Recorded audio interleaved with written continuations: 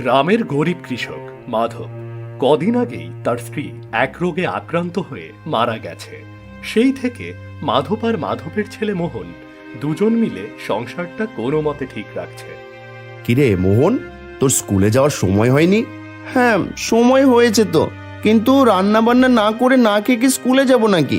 হ্যাঁ, তা তো তুই ঠিকই বলেছিস। তা রান্নার কাজ কত দূর হয়েছে, নাকি আমাকেই শেষ করতে হবে? তার আর দরকার নেই, রান্না হয়ে গেছে। আর তুমি হাত মুখ ধুয়ে ভেতরে এসো, দুজনে বসে খেয়ে নেব। ঠিক আছে ঠিক আছে, আসছি, তুই ভেতরে যা।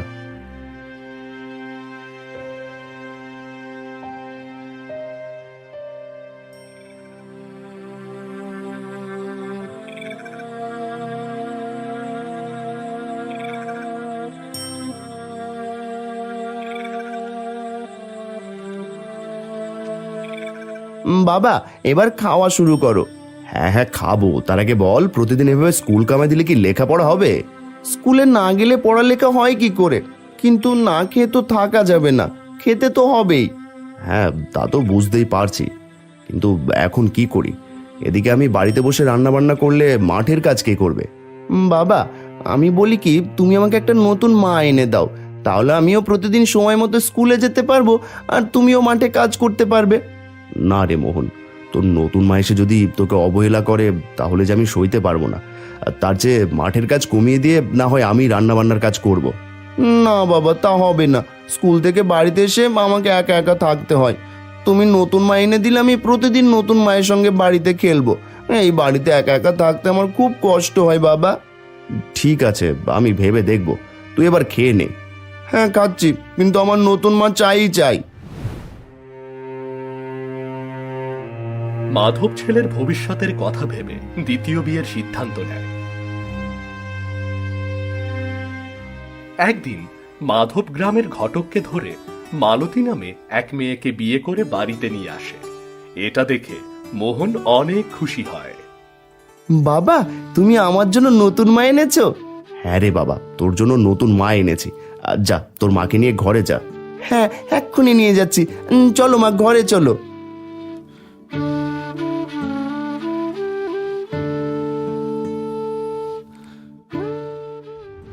মালতী কিছুদিন মোহনকে নিজের ছেলের মতোই আদর যত্ন করে বড় করছিল।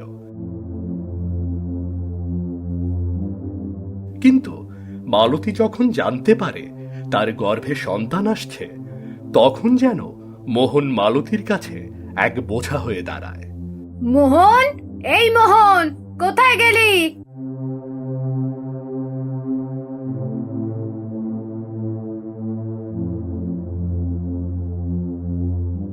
কি হয়েছে মা, ডাকছো কেন? যা তো, আমার চান করার বালতিটা ভরে দে তো। মা, এখন তো চৈত্র মাস, টিউবওয়েল থেকে জল ওঠানো অনেক কঠিন। আমি কি করে জল উঠাবো? কিভাবে ওঠাবি জানি না, কিন্তু আমি এই শরীর নিয়ে জল ওঠাতে পারবো না। যা, যেভাবে পারিস জল উঠিয়ে রাখ, যা। ঠিক আছে মা, যাচ্ছি।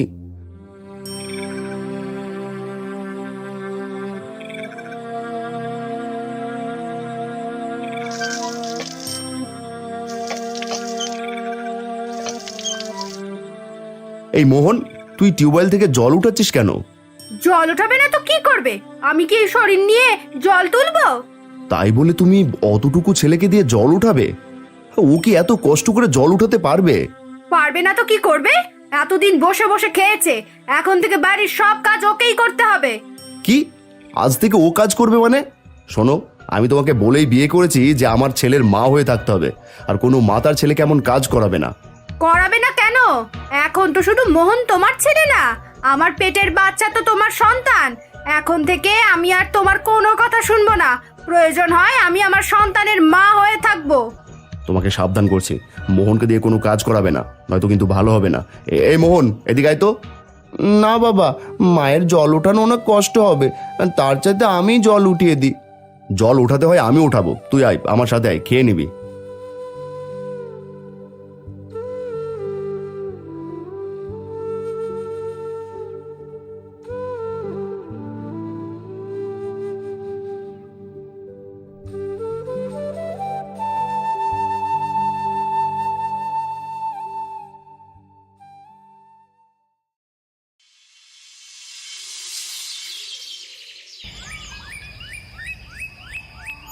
মা কিছু খেতে দাও না, স্কুলে যেতে হবে।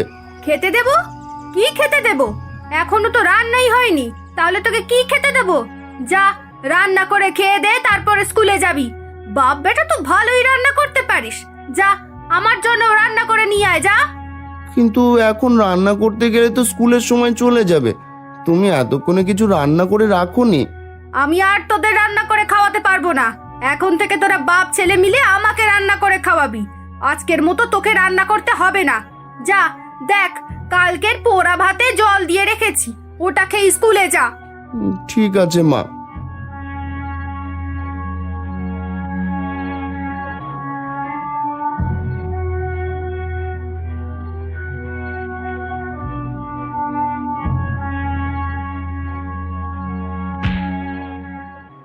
তুমি এসেছো?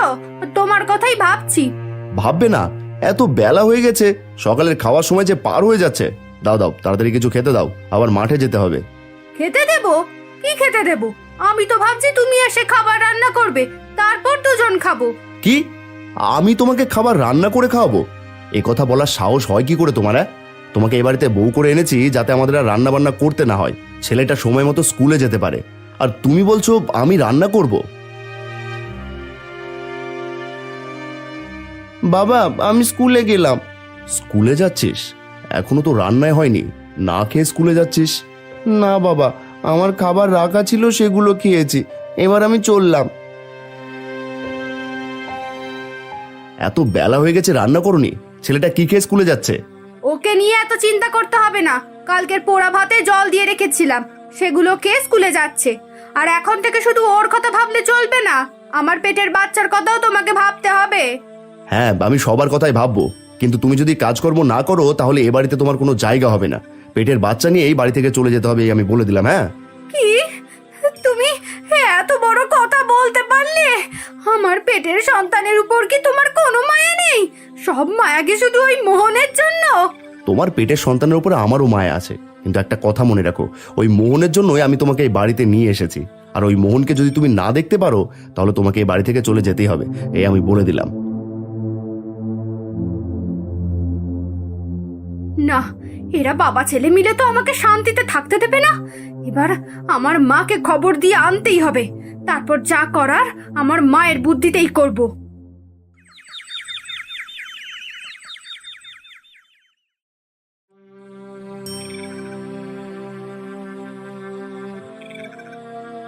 মা, এসেছো তুমি? আসবো না? যেভাবে খবর দিয়েছিস এমন খবর শুনে কি ঘরে থাকা যায়? তাই হুড়োহুড়ি করে চলে আসলাম। এসেছো ভালোই করেছো, কিন্তু এত কিছু আনার কি দরকার? তুইও সেটাই ভেবেছিস? আরে অত কিছু আনবো, টাকা কোথায় পাবো? এখানে তো শুধু একটা নতুন হাড়ি আর কাগজে মোড়ানো ব্যাগ, এছাড়া কিছুই নেই। তার মানে পাতিল একদম ফাঁকা? হ্যাঁ, সব ফাঁকা।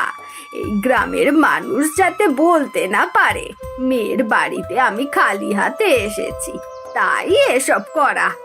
এমন বুদ্ধির জন্যই তোমাকে এখানে নিয়ে এসেছি। এবার আমাকে এমন বুদ্ধি শিখিয়ে দেবে যাতে আমি ওদের বাপ বেটার নাকে দড়ি দিয়ে ঘোরাতে পারি। ঠিক আছে ঠিক আছে, ও নিয়ে তোকে চিন্তা করতে হবে না।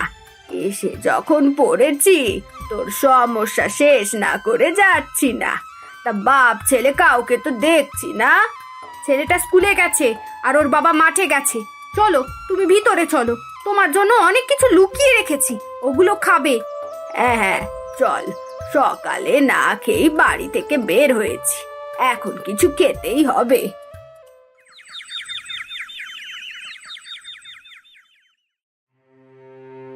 মা, এবার বলো এদের বাপ ছেলেকে কি করে আমার পায়ের নিচে রাখবো? আমি যখন যা বলবো তাই করবে। অত চিন্তা করিস না তো, ধীরে ধীরে সব বলবো। আগে আসতে দে বেটাদের, তারপর আমি যেভাবে বলি সেভাবে কাজ করবি। মালতী, মালতী, বাইরে এসো। যা, মাধব এসে গেছে, এবার গিয়ে মাধবের কাছ থেকে ক্ষমা চেয়ে নে। বলবি তুই ভুল করেছিস। কিন্তু আমি ওর কাছ থেকে ক্ষমা চাইবো কেন? ও তো আমার চেয়ে ওর ছেলেকে বেশি ভালোবাসে। শোন, মাধবের সঙ্গে খারাপ আচরণ করলে তুই এই বাড়িতে থাকতে পারবি না। তাছাড়া মাধব তো সারাদিন মাঠের কাজেই ব্যস্ত থাকে। মাধবের সাথে ভালো ব্যবহার করে ও বাড়ি থেকে চলে গেলে তখন ছেলেটাকে চাকরের মতো খাটাতে হবে।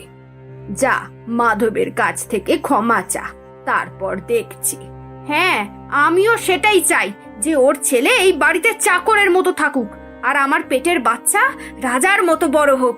আরে ও মালতী, কথা কি কানে যাচ্ছে না? যা, আগে গিয়ে মাধবের পা জড়িয়ে মাধবকে হাত কর, আর ভুলেও মাধবের সামনে ছেলেটাকে কিচ্ছু বলবি না। যা।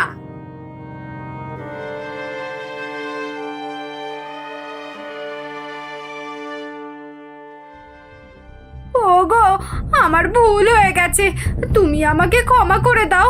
আমি আজ থেকে বাড়ির সব কাজ করব, তোমাদের কারো কাজ করতে হবে না। বাহ, ভালো তো। তা এত তাড়াতাড়ি নিজের ভুল কি করে বুঝতে পারলে? মা এসেছে, সে সব কিছু শুনে আমাকে অনেক বকা দিয়েছে। ঠিক আছে, ক্ষমা করে দিলাম। তা মোহন কি স্কুল থেকে এসেছে? না, এখনো আসেনি। তুমি পরিষ্কার হয়ে আসো, এর মধ্যে মোহনও চলে আসবে, তারপর দুজনকে একসঙ্গে খেতে দেব।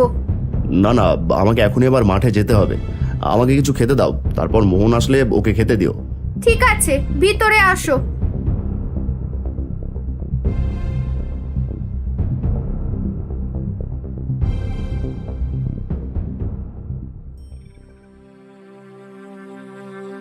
বাবা মাধব, কেমন আছো? হ্যাঁ, ভালোই আছি। আপনি আপনার মেয়ের মাথার মধ্যে আরো কিছু ঢোকান, এর মাথায় যেন আর কোনো বদ বুদ্ধি না থাকে। হ্যাঁ হ্যাঁ, ওকে নিয়ে আর তোমাকে চিন্তা করতে হবে না, ও আর পাগলামো করবে না। তুমি এখন নিশ্চিন্তে থাকতে পারো।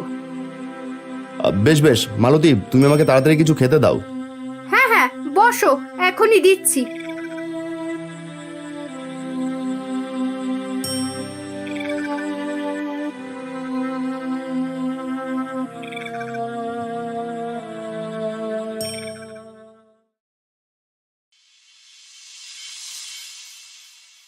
এরপর থেকে মাধব বাড়িতে থাকলে মালতী মোহনের সাথে ভালো ব্যবহার করে, কিন্তু মাধব বাড়ি থেকে চলে গেলেই শুরু হয় মোহনের ওপর নির্মম অত্যাচার।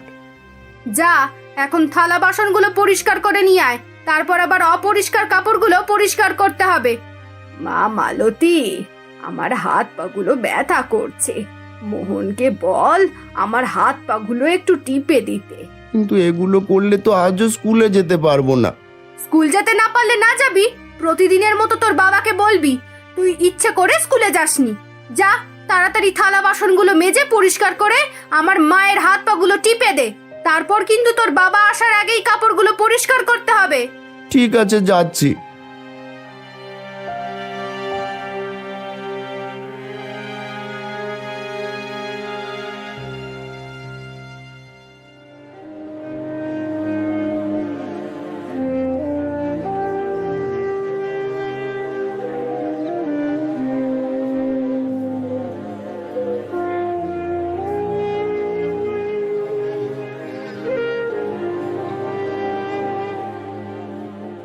বুঝলি মোহন, তুই যদি আমার মেয়ের কথা মতো না চলিস, তাহলে আমার মেয়েকে নিয়ে আমি চলে যাব। তখন শুধু তোকে না, তোর বাবাকেও সাথে কাজ করতে হবে, আর তুই তোর মাকেও হারিয়ে ফেলবি। আর যদি তা না চাস, তাহলে সব সময় আমার মেয়ের কথা মতো চলবি। ঠিক আছে, আমি মায়ের কথা মতো চলবো। হ্যাঁ হ্যাঁ, শুধু মায়ের কথা মতো চললেই হবে না, তোর বাবাকে কিন্তু কিছু বলা যাবে না। ঠিক আছে, আমি বাবাকে কিছু বলবো না। এই তো লক্ষ্মী ছেলে, এবার আমার বাম পাটা ভালো করে টিপে দে তো। ঠিক আছে, দিচ্ছি। আহা, মালতীর বাবা আমাকে মেরে মেরে সারা শরীরে রসবাত ধরিয়ে দিয়েছে, কিছুতেই এই রোগ ভালো হচ্ছে না। আহা, আমি কি আরো টিপে দেব? না না, আর টিপতে হবে না। যা, এবার কাপড় চোপড়গুলো পরিষ্কার কর গিয়ে।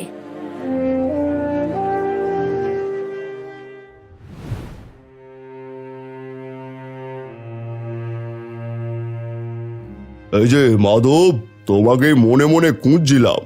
কেন আমাকে মনে মনে খুঁজছিলেন কেন? শোনো, তোমার ছেলেটা স্কুলের মধ্যে সবচেয়ে ভালো ছাত্র, কিন্তু কদিন হলো সে তো স্কুলে আসছে না। এইভাবে স্কুলে আসা বাদ দিলে তো ওর পড়ালেখা নষ্ট হয়ে যাবে। কিন্তু ওর তো স্কুলে যাওয়ার কথা, ও স্কুলে যায়নি। ও স্কুলে গেলে কি আমি তোমাকে এসব বলতাম? ঠিক আছে মাস্টারমশাই, আমি দেখছি ও কেন স্কুলে যাচ্ছে না। হ্যাঁ দেখো, ও কেন স্কুলে আসছে না।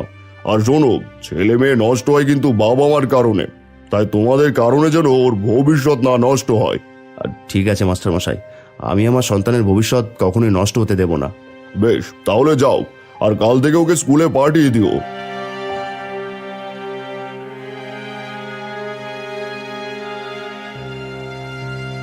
না, ছেলেটা তো ইচ্ছে করে কখনো স্কুলে যাওয়া বন্ধ করে না। নিশ্চয়ই কোনো কারণ আছে, আমাকে দেখতে হবে।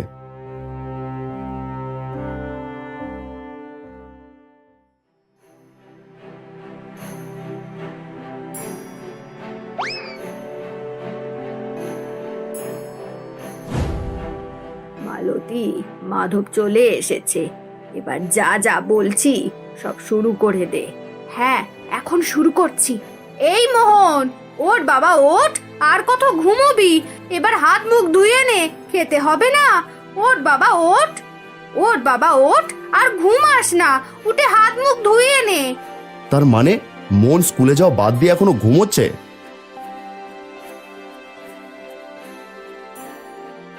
কিরে মোহন, স্কুলে যাওয়া বাদ দিয়ে ঘুমোচ্ছিলি কেন? এমনিতেই বাবা, শরীরটা একটু খারাপ করছিল বলে স্কুলে যায়নি। ছেলেটার মুখ দেখেই বোঝা যাচ্ছে ও ঘুমায়নি। আমাকে দেখতে হবে আসল ঘটনাটা কি। ঠিক আছে, হাত মুখ ধুয়ে নে, আমার সঙ্গে খেতে বসবি। হ্যাঁ হ্যাঁ, দুজনে পরিষ্কার হয়ে আসো, আমি তোমাদের জন্য খাবার বেড়ে রেখেছি। হ্যাঁ হ্যাঁ, আসছি, ভেতরে যাও।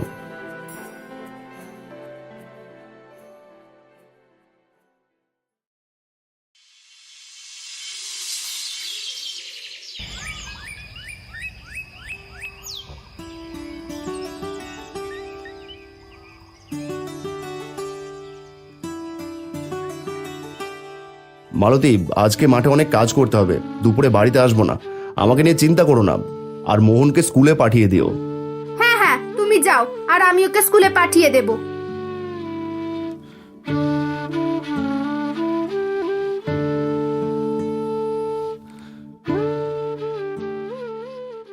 এই মালতী, মাধব তো এখন বাড়িতে নেই, বাড়ির কাজগুলো ছোকরাকে দিয়ে করিয়ে নে। তাছাড়া আমার হাত পাগুলো কেমন ধরে আসছে, হাত পাগুলোও তো টিপতে হবে। না, আমি আজ কাজ করতে পারবো না, আমায় স্কুলে যেতে হবে। কি স্কুলে যাবি? স্কুলে গেলে এসব কাজ কে করবে?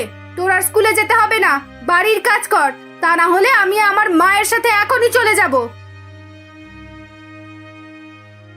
তার মানে আমার সামনে ভালো সেজে আমার মামরা ছেলেটার উপর এমন অত্যাচার করছে। কি হলো, উঠছিস না কেন? না, আমি কাজ করব না, আমি স্কুলে যাব। তুমি চলে গেলে চলে যাও, আমি আর আমার বাবা মিলে কাজ করব, আর বাবাকে বলবো আমার আর নতুন মা চাই না। ওই মালতী, ওর মুখে তো কথা ফুটেছে, এখন যদি তুই একটা না দিস তাহলে কয়দিন পর তোকে নাচিয়ে ছাড়বে। হ্যাঁ, তাই তো দেখছি, ওর সাহস বেড়ে গেছে। দাঁড়া, আগে তোকে মজা দেখাচ্ছি।